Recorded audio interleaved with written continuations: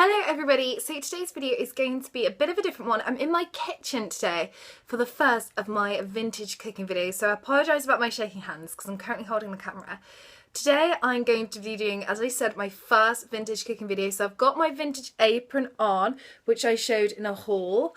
I've also got my hair up and away from my face, and I've also washed my hands. So let's get going. So I'm going to be using this magazine, which is Women's World, which I actually hauled in a video, and I remember I was talking about her tiny waist, which is absolutely minuscule, and she looks amazing. This is from, where does it say? Here we go, January the 12th, 1952. And inside, move that out the way, we have this section here called No Eggs Needed.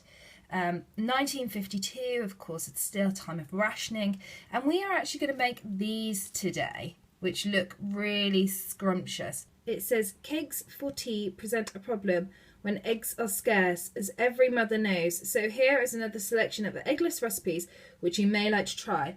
And we're going to be doing this one, which is the chocolate squares illustrated above. So that's the recipe we're going to use. Now, I don't actually eat dairy, so I'm going to be using dairy alternatives. So let's get cooking. So I've currently got my cooker on, just heating up there. I've put it on just kind of like a moderate heat. I've got a fan assisted oven, in case you can hear a funny noise. And I've got it on about, what have I got it on? About 160, just to warm it up. And then you want to sift in 5 ounces of plain flour. Now, if you need to convert it, I'm sure you can do it on Google or something. I'm quite used to doing ounces, and my scales do ounces anyway. So 5 ounces of plain flour into a mixing bowl. Then you want to sift in 2 level tablespoons of baking powder. That's 2 teaspoons. Teaspoons of baking powder, not tablespoons, teaspoons. And 3 tablespoons of cocoa powder.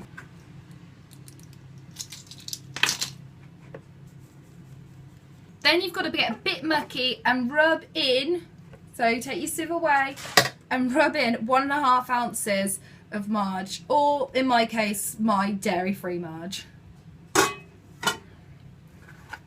Ugh. So just rub it all in together till there's no big margarine-y lumps anymore.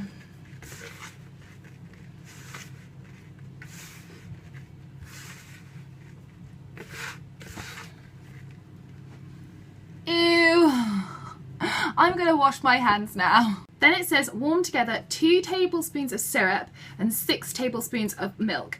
And as I said earlier, I'm using dairy alternatives. This is soy milk. It's not my favourite milk. My favourite milk is oat milk, but this is the one that's open. So now I'm just warming these 2 together on a nice gentle heat.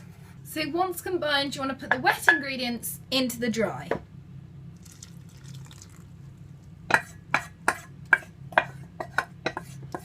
Get it all out, and then give it a stir, and stir until it's completely covered, and you end up a big chocolatey mush. No wonder all those women and those magazines are so tiny. They must have such strong arms from doing all the mixing. Whew. So there we go, it's all smooth now and it's looking quite nice. So now I'm going to bring over my tin. So I've just got myself a square tin, and then I've put some grease-proof paper in there to stop it from sticking. And now I'm just going to put this ingredients into my tin.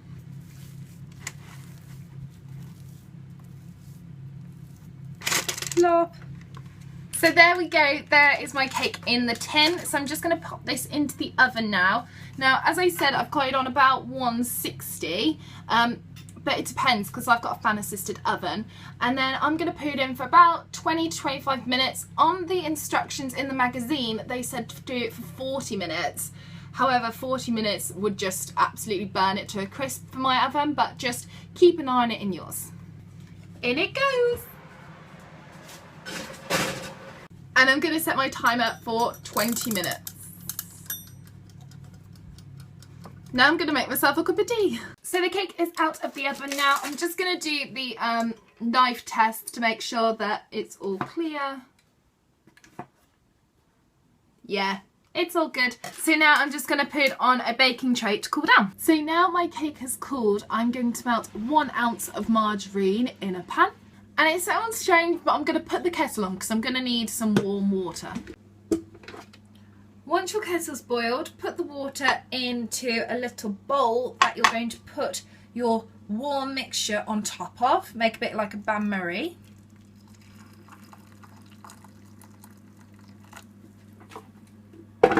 Lovely and warm.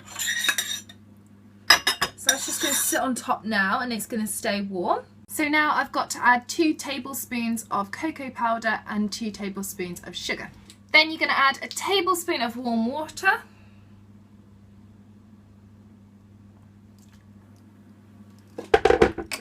Give it a stir. And then a 1/4 teaspoon of vanilla essence. So, a quarter. Teeny tiny.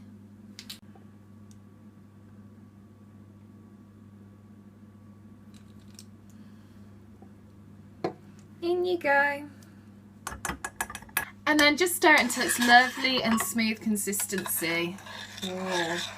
So now I've brought my cake back and now I'm going to pour this sauce over my cake. Spatula ready. So now I'm just going to leave my cake to set. So here is the cake. I'm sure it probably doesn't look very appetizing now, but hopefully it will in a little bit. But look, runaway chocolate. Oh no. So now the cake, the icing on the cake is set now, and I'm going to cut it into squares. So here are my squares all cut up now. As you can see, I've got 9, looking all chocolatey and gooey. Yum yum yums. So now, turning back to the magazine, it says here, when smooth and still warm, spread on the cake. I've done that. Sprinkle with chopped nuts and allow to set before cutting into squares. Top each square with a dab of buttercream. Now I don't like chopped nuts, so I've missed that bit, but buttercream, that is what I'm going to get on with now. So buttercream is something that I make fairly often. I mean, you can buy it if you want to. I just think it's so easy and quick to make. Plus, because I don't eat dairy, a lot of the buttercreams have dairy in. So if you don't know how to make it, it's super simple. It's just butter and then icing sugar and then a splash of milk. When it comes to the amount of butter and icing sugar, use however many ounces of butter. So I've used 4 ounces of butter and then you double it for the icing sugar, so 8 ounces. So it is by no means a healthy cream to put on top, but let's face it, the cakes aren't too healthy either. So let's get making them. So I've got my bowl. Gonna put in my butter. Wallop. And then my 8 ounces of icing sugar, but I'm actually going to sieve this through. And just a dash of milk. And I'm going to do it 50 style, so I've got my wooden spoon again. Let's get mixing.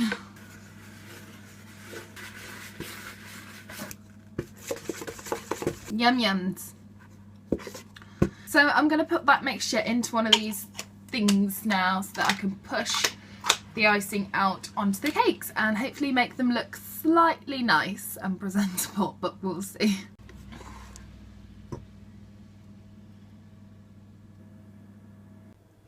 So this is what they're looking like at the moment. I could put something on it, but I don't know what. I mean, they suggest nuts, but I'm not really that keen on nuts, so I think I'm just going to leave them. They're not the most aesthetically pleasing, but I'm going to pop them in the fridge to cool and try and set.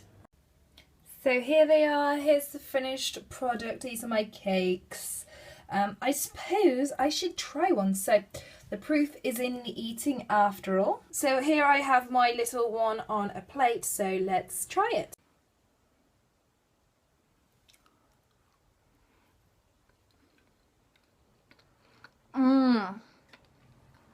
They're really nice.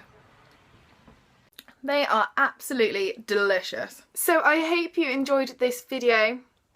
Let me know if you'd like some more vintage cooking videos from me, something a little bit different. Anyway, I'm going to go and eat these and snuggle up with a good book.